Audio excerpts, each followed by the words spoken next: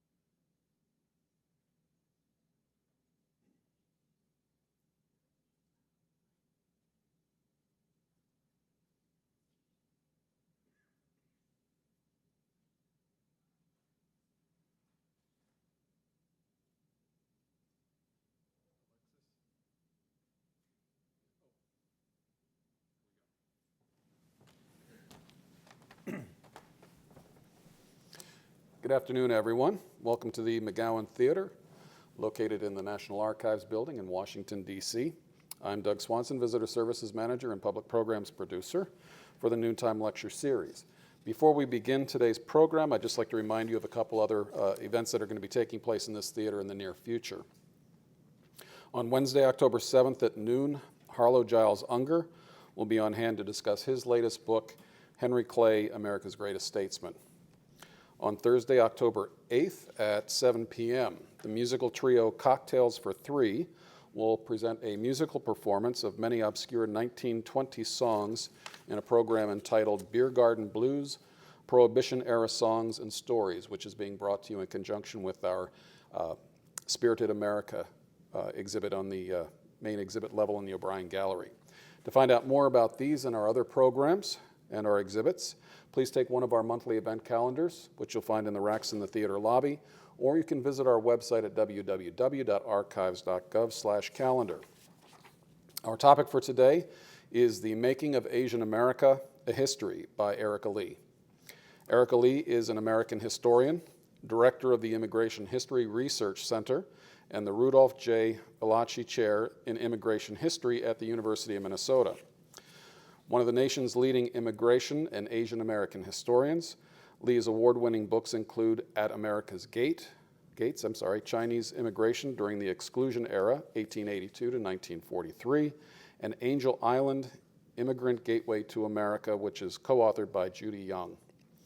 She's been the recipient of numerous national awards, including Best Book Awards from the Immigration and Ethnic History Society, the Association for American Studies, the American Librarians Association, and the Western Historical Association. She's an active public intellectual and has been invited as a speaker around the country and internationally. In 2015, she received the Immigrant Heritage Award from the Angel Island Immigration Station Foundation. Her new book, The Making of Asian America, The History, was published last month by Simon & Schuster and has been called sweeping, comprehensive, and fascinating by the New York Times, and a long overdue stirring chronicle by the LA Times. Please join me in welcoming Erika Lee back to the National Archives.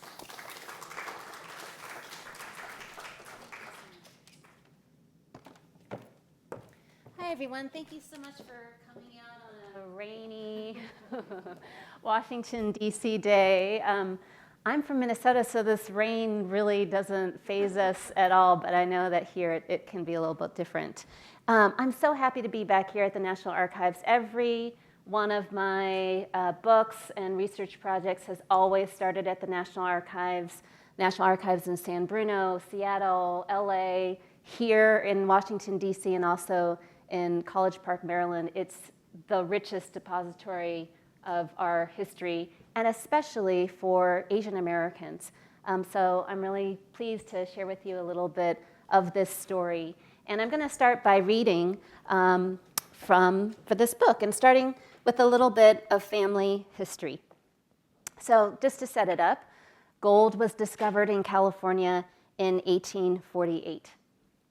Among the thousands of gold seekers who flocked to California was Moy Dong Ki, my maternal great-great-great-grandfather. He arrived in San Francisco in 1854 as a 20-year-old married father from Manila Village in the Pearl River Delta of southern China. He left behind his wife and 2 sons while chasing dreams of Gumsan, or Gold Mountain, as the Chinese called the United States. By the time he made it to California, there was little gold left in the foothills. He stayed anyway. We don't know much about what he did in these early years. When he shows up in the official U.S. records, some 45 years later, it is in an affidavit filed with the U.S. Bureau of Immigration stating his intention to travel to China and return to the United States. This document is at the National Archives. This type of paperwork was required only of Chinese immigrants. Beginning in 1882, the United States passed a series of Chinese exclusion laws that barred Chinese laborers from entering the country and allowed only certain exempt classes of Chinese immigrants to come. So those included students and teachers, travelers, diplomats, and merchants. Only after protests by the Chinese American community did other Chinese become able to enter the U.S. or apply for admission at least, and those included the wives and children of merchants, as well as U.S.-born citizens of Chinese descent, their wives and their children. But all Chinese in the United States were under strict surveillance, and my great-great-great-grandfather found that he needed to fill out a number of government forms, subject himself to interrogations and investigations, and provide affidavits from 2 white witnesses who vouched for him and his status as a merchant whenever he left or re-entered the country. So the U.S. government would not verify your status if you did not have those 2 white witnesses. His 1889 application was filed in New York City, where he had been a resident and merchant for some 20 years. He had followed the growing number of Chinese who left the West Coast in search of better opportunities and friendlier neighborhoods. He opened the Yue Tsing and Company store at number 10 Chatham Square in New York City's Chinatown in 1882, probably one of the first Chinese businesses in New York City at that time, and then moved it to number 6 Mott Street, of course still the center of New York City's Chinatown, a few years later. By the 1890s, he had another store in Philadelphia's Chinatown and had opened the Kwang Wah Tai and Company at number 14 Mott Street. His bilingual business card identified the company as importers and dealers in Chinese groceries, also general merchandise. But like many Chinese immigrants during this time, Moy Dong Ki's life stretched across the Pacific. His family remained in Manila Village, and he traveled back and forth to China at least 3 times over his 45-year sojourn in the United States before he retired in the village where he was born. He passed on his business to his oldest son, Moy Kwang-shi, who continued the Trans-Pacific shuttle between China and the United States, leaving his wife and children in China while running the family business in New York and Philadelphia and adopting the name of John Moy. By 1907, my great-grandfather, Moy Wah Chung, entered the United States. With him, the the transnational family pattern that the Moi family had practiced for 3 generations finally broke. In 1911, he married Yuan Si, and a daughter named Sao Bic, my grandmother, was born. A son named Chang Man followed a few years later. In 1919, my great-grandfather decided to settle in the United States permanently and became Raymond Moi. As a Chinese merchant, he was eligible to bring his wife and his children to the United States. But when he filed the necessary forms with the US government to sponsor them into the country, Raymond listed his wife and 2 sons. One was Chang Man, his youngest child. The other was his nephew, Chang Dan. Sao Bic, my grandmother, was never mentioned, and according to the records of the US Bureau of Immigration, she did not exist. Chang Dan, given her immigration slot, came to the United States in her place. My grandmother remained in Canton with her grandparents and attended school. There are many reasons why my great-grandfather might have made the decision to leave his daughter behind in China. Perhaps he believed that boys were more likely to find steady work and contribute to the family economy. Maybe there was no other way for Chang Dan to immigrate. Perhaps he thought it was safer for my grandmother to remain in China. Whatever the reason, his actions effectively excluded my grandmother from the United States. She would never see her mother again, and she would not immigrate herself until 1933, when she married my grandfather, Hui Bingji, or Ben Huey, a merchant and restaurant owner in New York City. My grandmother deeply resented being left behind in China, and she would never talk to me about her immigration story. But once in New York, she and my grandfather started new lives and had 3 daughters. My grandfather ran 2 successful restaurants in Brooklyn. One was named the New Deal Chow Mein Inn, after President Franklin D. Roosevelt's federal program, and it catered to a mostly Jewish clientele in the Brighton Beach neighborhood nicknamed Little Odessa. The restaurant was a family affair. My grandfather ran the business side of things, and many of the cooks came from my grandfather's village in China. My grandmother wore elegant cheongsams, Chinese-style dresses, and served as the restaurant's hostess. My mother and her sisters made egg rolls after school, earning a penny apiece. Dishes at the New Deal Chow Mein restaurant included lobster Cantonese, chicken chop suey, and New Deal lo mein. The New Deal wontons became locally famous and were remembered years later in a cookbook featuring New York City's great culinary traditions. By the 1930s, my mother and aunts attended public school in Brooklyn, went off to college, and grew up identifying as Americans first, Chinese second.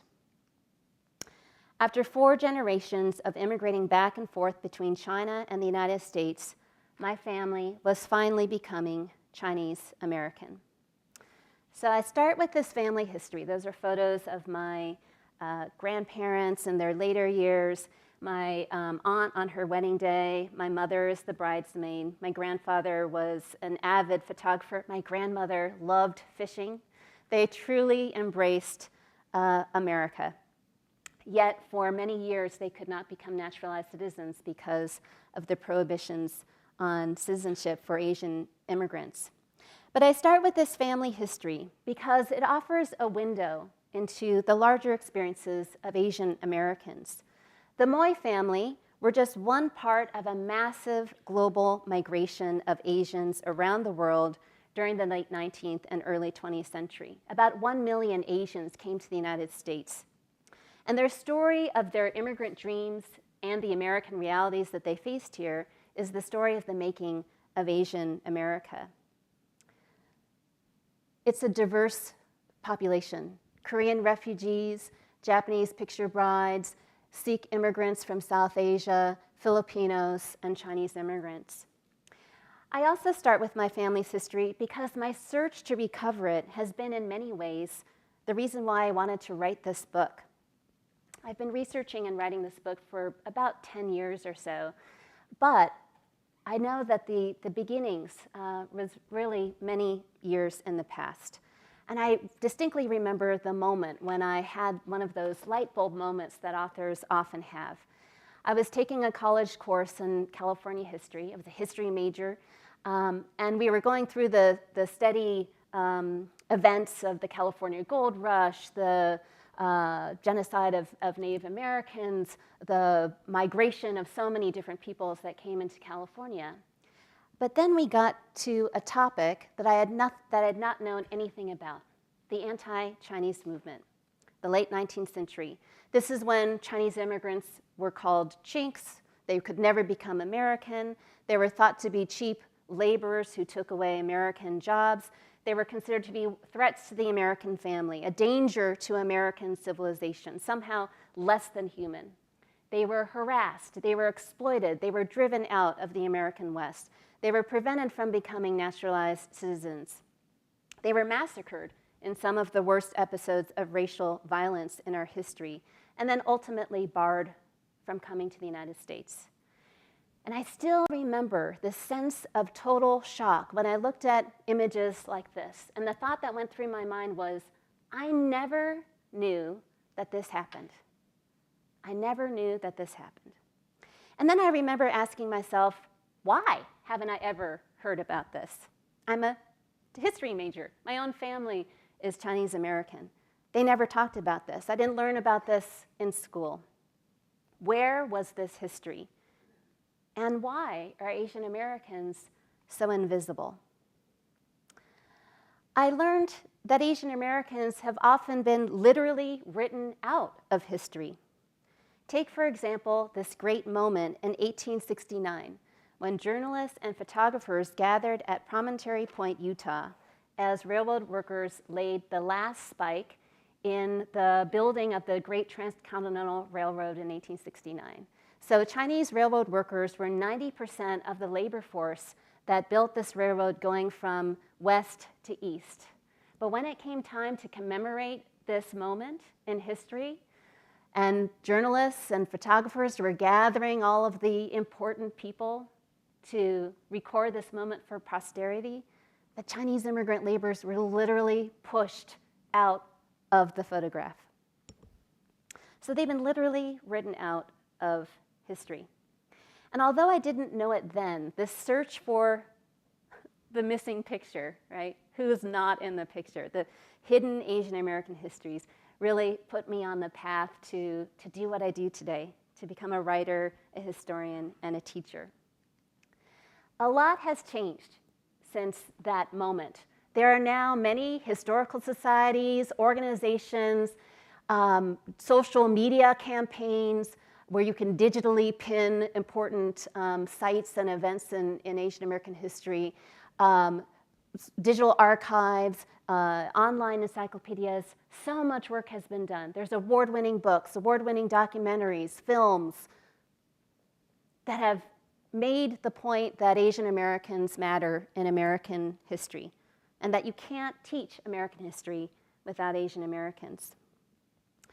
Some other activism has taken place on a smaller scale. Famed photographer Erika Lee, who's based in New York City, decided that he was sick and tired of having Asian Americans written out of history. And so in 2014, he gathered the descendants of Chinese railroad workers, as many as he could find, to make that trek back to Promontory Point, Utah, and to take the picture that he thought should have been taken in 1869. So there's a lot that has changed. However, there's a lot that still hasn't changed. Despite this progress, most Americans still know very little about Asian Americans or their long history in the United States, why they've come, and how they've been absolutely central to some of the most dramatic transformations economically, politically, socially in our society. What they do know about Asian Americans might be based on this particular image of the model minority, the idea that Asian Americans have somehow made it in the United States, that they're on the rise, that they're economically successful, academically successful, that they need no help from social services, and that they are the model for other minorities. This image has become so ubiquitous that it's really obscured that more complicated history that we know about, and it's also offering an accurate and incomplete portrayal of contemporary Asian American communities and issues. And despite all of those books and historical societies and historical national monuments, this is what I get from my students every semester, almost every week. I never knew that this happened. It could be Japanese American incarceration, could be exclusion, it could be the hate crimes that affected Sikh Americans after 9/11. They still don't know this. And it's not just my students at Minnesota. I could be talking to students at some of the most elite universities in the country, to school teachers from the South, to New York City museum docents. There's still an invisibility of Asian American history. So this book, The Making of Asian American, really tries to fix this problem, to write Asian Americans back into American history. It's a story that spans centuries, continents, its family history, its local history, its national and international history. This is more important than any time it has been before. Just this week, a new report has predicted that Asian immigrants are the largest immigrant group in the United States, surpassing Hispanics. Around 41% of all immigrants today are from Asia. But even the past few years, we've seen the change that has already been happening. There are now over 19.5 million Asian Americans in the United States, making up 6% of the total US population. They increased by 46% from 2000 to 2010, making them the fastest growing group in the United States today. And they're part of America's transformation into a majority-minority country by 2044. They continue to settle in places like California and New York and Washington and Hawaii, but they're also spread increasingly around the country, and some areas have experienced record numbers of new migration. So they're in New York City, San Francisco, and LA, but they're also in Atlanta and Las Vegas, Phoenix, and Minneapolis, St. Paul. So how do we make sense of this dramatic change and connect it to the past with an eye towards the future as well? In writing this book, I set myself that task. And I dig deep into the archives, including here at the National Archives, but also bring it all the way to the present. So I look at government records, at autobiographies, at historical documents. I examined the very first printed map in the world that connected the Spain's Pacific Empire and its place in the world. And I also look at social media campaigns and digital stories. And what I found is that there's an extraordinary range of Asian American lives and experiences. So one of the first stories I tell is that of Offon Ma. She's the so-called first recorded Chinese woman to arrive in the United States. It's 1834. She comes on board a merchant ship that's come out of New York. It's engaged in the China trade. The ship has fans, lacquerware, tapestries, painting, furniture, all from China. It's meant to sell these luxurious goods to Americans. But the two merchants decide that maybe they could sell more if they brought a so-called exotic lady from the East and had her display these goods in New York City. So they brought Offon Ma. She was 19 years old. They brought her on board the ship, and they set her up on display at a New York City exhibit hall amongst all of these furnishings. They charged people 50 cents to come and view her, and they had her walk around and maybe speak a little bit of Chinese, and she was a big hit. She went on to also join Barnum and Bailey as one of their circus acts. So Offon Ma's story tells us a little bit about how Asia and the United States became connected through trade, but also through these ideas about an exotic and inferior Asia, a symbol of Americans' dehumanizing treatment of Asians. Down south, a decade or so later, Filipino sailors decided to stay in Louisiana and help to found a village north of New Orleans and named it Manila Village to remind them of the home they left behind. My great-great-great-grandfather joined the tens of thousands of Chinese heading to California for the gold rush. They were followed by Japanese immigrants, including these so-called picture brides who were coming to join Japanese husbands already in the United States in San Francisco. And so did Koreans and Filipinos and South Asians like Vaishno Das Bagai, an Indian nationalist who wanted to come to the United States for its freedom and entered the country through Angel Island with his wife and his 3 children. These early Asian Americans helped to build America. They blasted through mountains to build the Transcontinental Railroad. They turned barren land in the West and in Hawaii into the agricultural empires that they are today. They formed families and communities and organizations and businesses and tried to become American. However, they faced discrimination in every part of their lives. They were treated as peoples unfit for citizenship and as outsiders from American society. They were barred from becoming naturalized citizens. In many states in the West, they could not lease nor own land. And by the 1920s and 30s, every Asian immigrant group was essentially barred from the United States. Those laws, including the Chinese Exclusion Acts, the Gentlemen's Acts of 1907, the Asiatic Barred Zone in the 1917 Immigration Law, and the 1924 Immigration Act, essentially closed the gates to America for Asian immigrants. And on Angel Island, the gateway to America across the Pacific, that meant long interrogations, humiliating medical exams, detentions. This is our history of immigrant detention. It begins in Angel Island. Immigrant detention in barracks that were crowded and unsanitary, where detainees were forced to spend 23 out of 24 hours of their day. And by World War II, that anti-Asian sentiment peaked to such a degree that Japanese Americans were considered by their race disloyal to the United States. This is anyone recognize the illustrator just by the artwork? Dr. Seuss.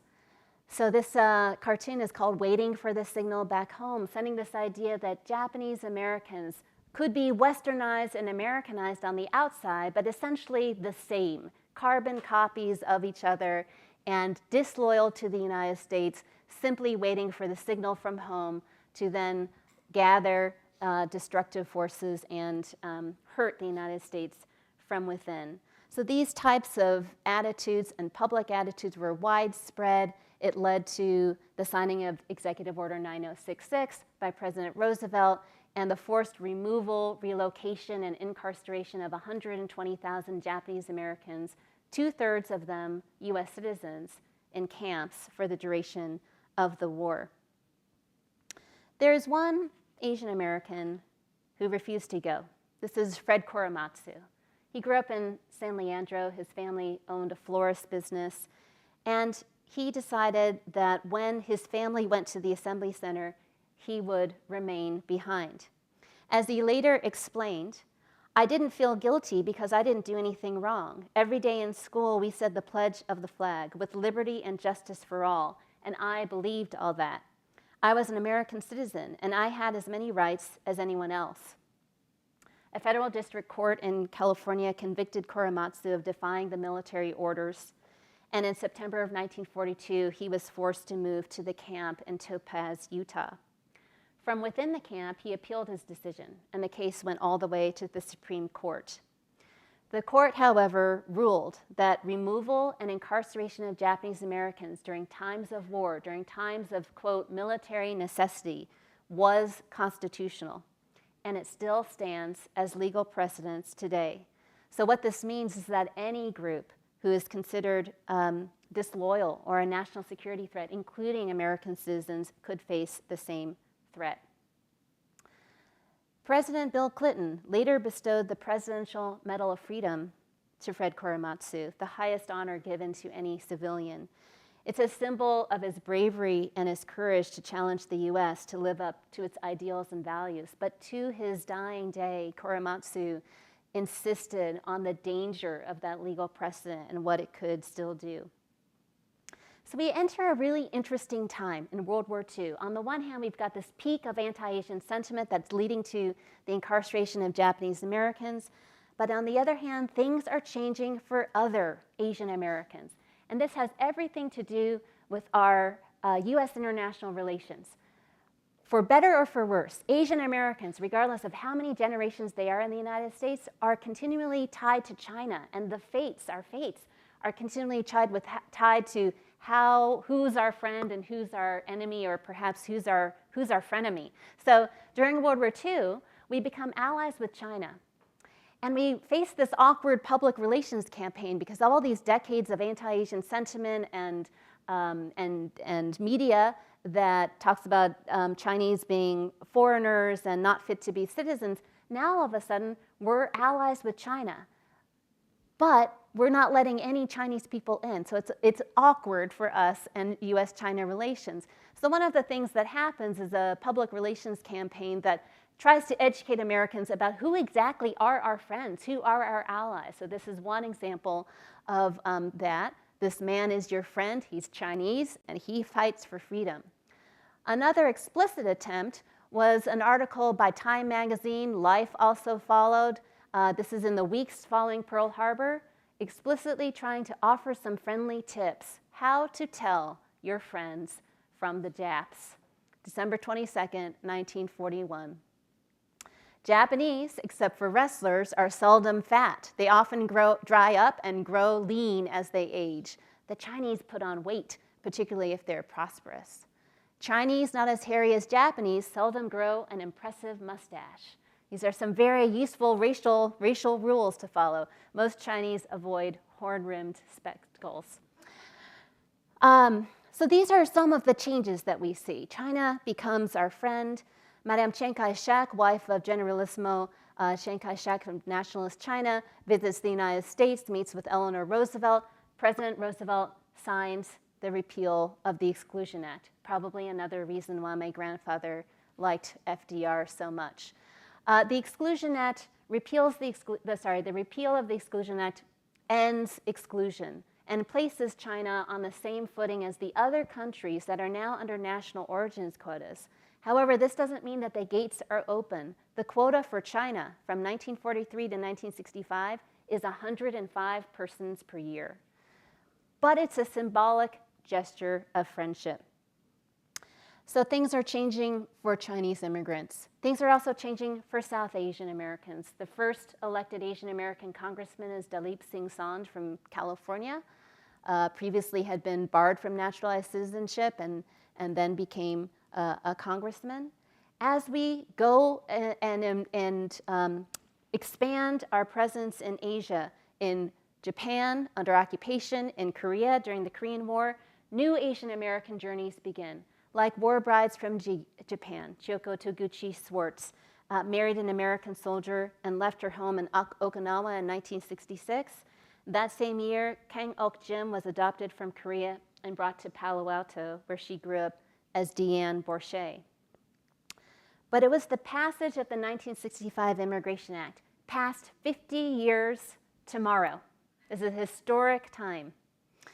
Past 50 years tomorrow. That has ushered in new Asian immigrants and has transformed the face of America. So this photograph is great because it shows LBJ on Liberty Island, so on the steps of the shadow of the Statue of Liberty. He brought all of these congressmen and senators, including Vice President Hubert Humphrey, Lady Bird Johnson, the two Kennedy brothers, Senator Daniel Inouye from Hawaii, and he's making this historic statement that we're changing our immigration system. No longer will it be based on race and national origin, as it had been since the 1920s. Instead, the new system will be based on family reunification and professional skill. This is the law that has opened up the United States to new immigration, particularly from Asia.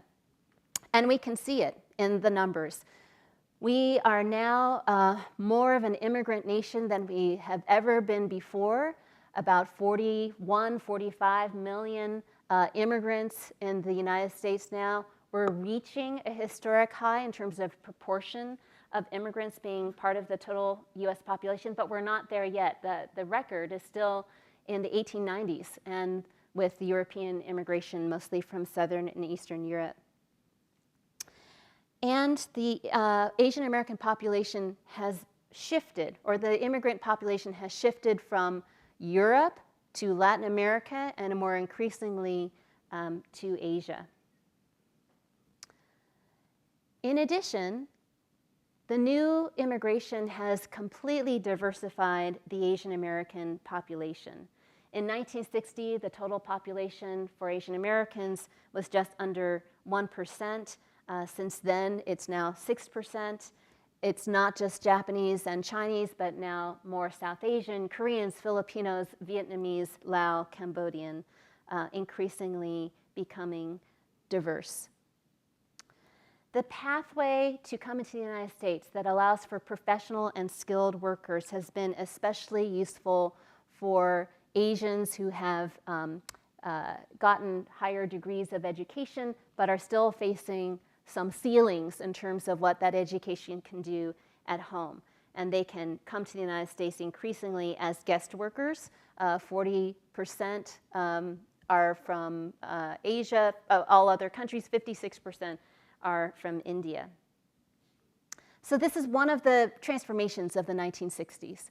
Another transformation was Asian Americans' participation in the civil rights movement, working for civil rights to end segregation, for voting rights, community movements for health care, labor rights, women's rights, ethnic studies. This transformation within the Asian American community made it possible for someone like me to study Asian American history, to find commonalities across groups, both within Asian America and with other groups. So this new immigration is both extremely diverse. We've got the high-skilled workers, but we also have Asian immigrants who are still discriminated against due to their working class status, who struggle to learn English, who struggle in generational poverty. These Asian American journeys since 1965 are both sides of that economic spectrum. We also know that the migrations of Southeast Asians who came after the end of the war in Southeast Asia have faced incredible hardship due to persecution at home, time in the refugee camps, time in re-education camps, fleeing persecution, poverty, physical trauma. Their stories are quite different from some of the other immigrant groups that have come more recently. And one lesson that we can take from this part of the history as we're considering how the United States might respond to the refugee crisis in Europe is to remember that in a very short period, from April to December of 1975, we evacuated and brought 130,000 South Vietnamese to the United States and resettled them fairly successfully without having very many programs or policies in place. And since then, 1.2 million refugees from Southeast Asia have also followed. At the Immigration History Research Center, which I direct, we're working hard to create digital stories that record the experiences of the most recent immigrants and refugees. And one of them is Manishan Chong, who is a Hmong refugee from Laos, who told us her story. She lives in Minneapolis now, but she told us her story about how her family was persecuted in Laos after fighting for the Americans, helping to save downed American pilots, and then after the war, when communists took over, they had to flee for their lives. And they went across to Thailand, to the refugee camps where she lived with her family for almost 20 years before being able to have the chance to come to the United States. And one of the things that she shared with us is how she's seeing how many of her generation are passing. And she feels it's so important to share this story. If I don't share this now, it will die with me and no one will know, she told us. We also know that Asian American communities face other challenges. After 9/11 and the rise in anti-Muslim sentiment, we saw an incredible increase in hate crimes, 1,600%, focusing on South Asian Americans in particular, Muslim or not, and this is something that we need to pay attention to. We also know that the undocumented immigrant population, the fastest growing group of that population are Asian immigrants. They're about 11% of the undocumented immigrant population. And so these discussions and debates about undocumented immigration is not just a Latino thing, it's increasingly an Asian issue as well. We know that there's rising anxiety with US-China relations as China's economy continues to grow, as China asserts its power on the world stage, and that some of that anxiety with China has repercussions on Chinese Americans. This is the case of Wen-Ho Lee, who in 1999, a Chinese American scientist, was falsely accused of spying for China and placed in solitary confinement for 200 days. So depending on what is happening inside and outside the United States, certain Asian American groups have been labeled as the good Asians, the model minorities, honorary whites even, while others have been labeled the bad Asians, perpetual foreigners, spies, maybe even terrorists. In other words, despite the message that Asian Americans have quote unquote made it, racial equality remains elusive for many. So on the 50th anniversary of the 1965 Immigration Act, it allows us to really take stock of the status of Asian Americans today, and it's complicated. On the one hand, it is clear how far Asian Americans have come.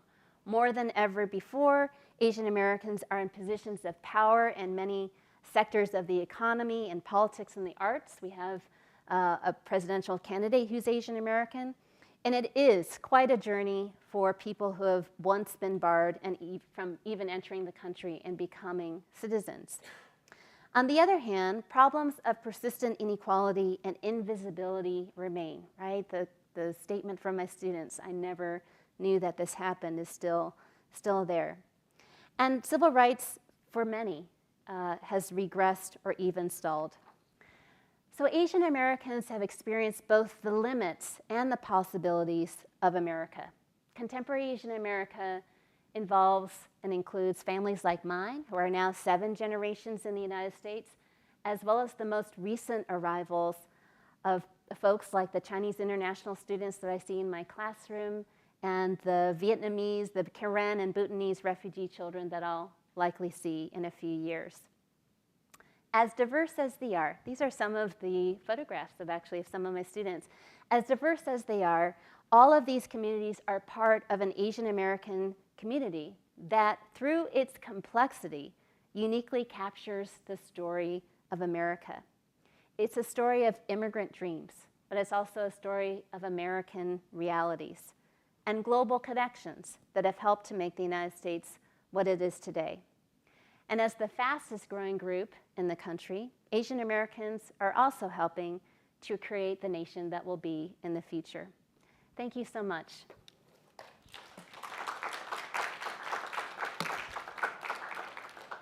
I'd be so happy to take questions if there are any. And I promise I won't cringe if you say I never knew that this happened. But yes.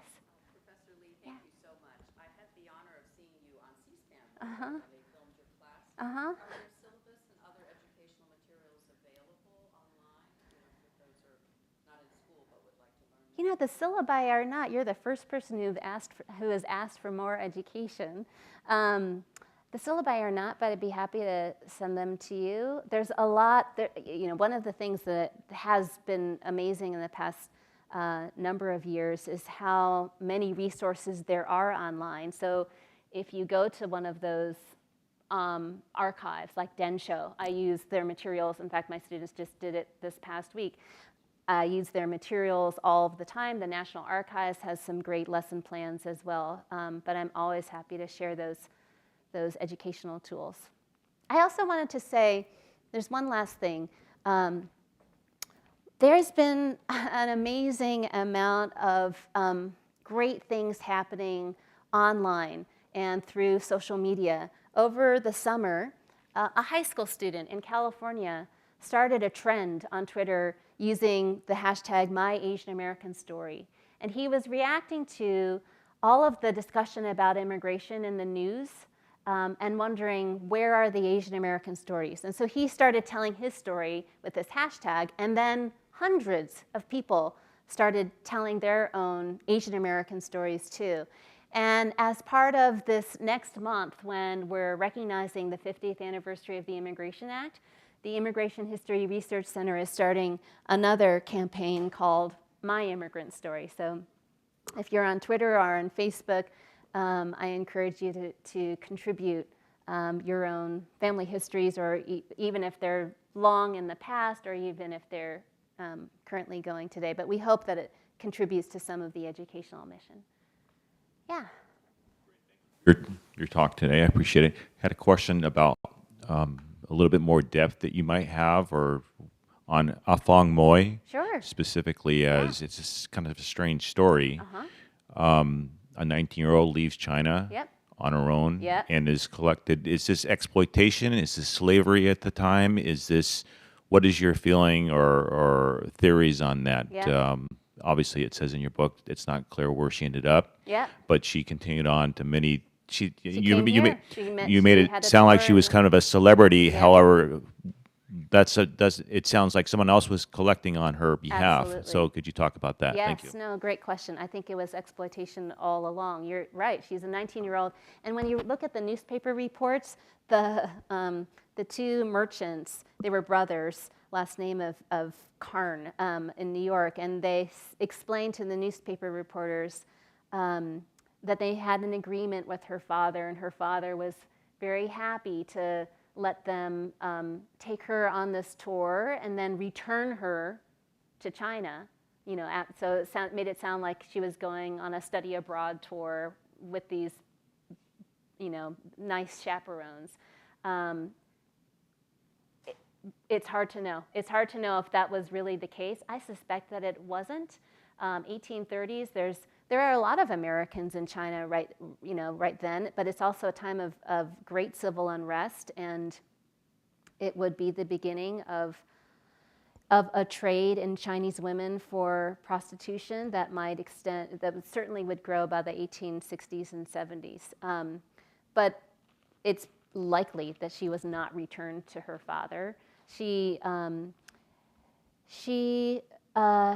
is very popular. She's part of a growing interest in all things Asian. So the other very popular circus act was Chang and Eng, the original Siamese twins, who were also touring around the United States with Barnum. Philip T. Barnum as part of his show, especially in the South and especially up and down the Northeast. And Offon was brought to many cities around the Northeast and allegedly came to Washington, D.C. and met with President Jackson. And then the news reports sort of trickle off. There is another competing exotic Chinese beauty that is making the rounds, and we lose track of her. So we don't know what happened.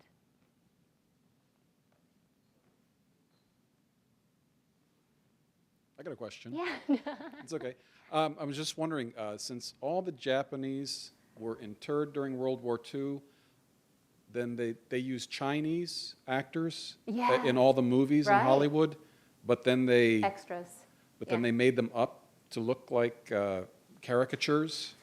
Did they take offense to that? Yeah, okay, so good question. So Japanese are relocated from the West Coast, but those who are, say, in the East Coast, outside of the exclusion, so not all Japanese Americans are in camps, but the vast majority, because the vast majority were on the West Coast. So in all of these World War II films where there's a Japanese enemy, there are Chinese, there are Korean, and there are Filipino actors who are playing the parts of Japanese.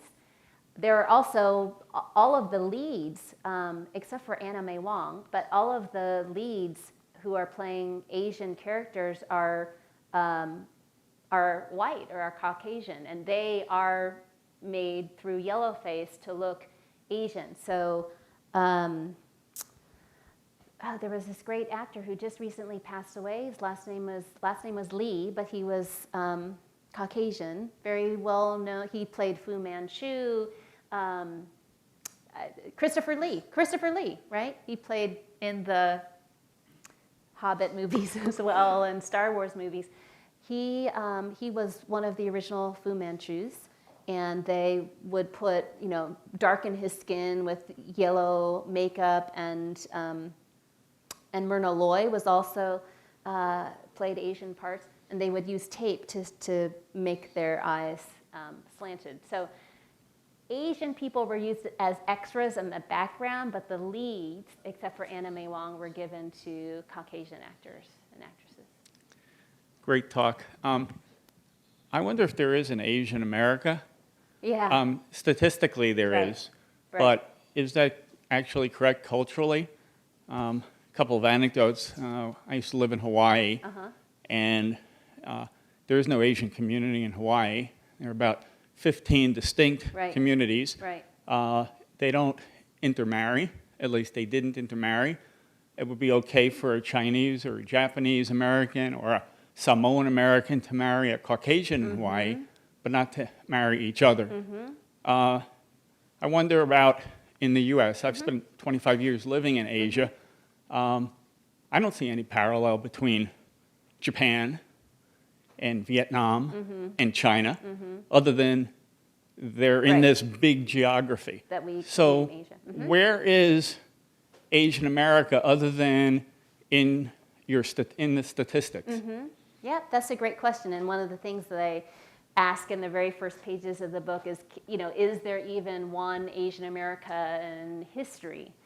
So a couple of things is one of the fastest changes that we do see in the Asian American population is intermarriage across and within the Asian American umbrella. So it used to be in, even my generation, but certainly my mother's generation, that if you were Chinese, you would not marry Japanese. The historical enmities, right, and the war wounds were still very great.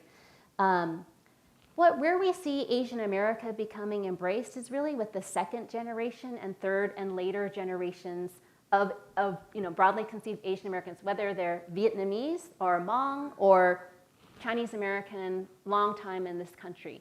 Because since the 1960s, the Asian American identity and label has been seen as a powerful way of coalition building for advancing causes, either economic, civil rights, political. And so there are leading civil rights organizations that are Chinese American Citizens Alliance, Japanese American Citizens League, but they're also the Asian Americans Advancing for Justice. And so it's this umbrella. I mean, one could say the same thing about the Hispanic community, the Latino community, and increasingly the African American community, where Dominicans, African Americans, people from Sierra Leone, what unites them other than common experiences. And so with Asian Americans, when you ask somebody, how do you identify yourself, it really could change. It depends on the context. American, Chinese American, Asian American, but that this larger umbrella identity has use and people are embracing it, but you usually don't see it until later generations. Any other questions? Thank you very much. I hope that you learned something, but also keep your eyes on the news all this week, because this is really, a fascinating time to be thinking about how immigration is reshaping our country and the debates that continue to go on. So thank you again. And don't forget, there is a book signing one level up at the bookstore. We will see you up there in a few minutes.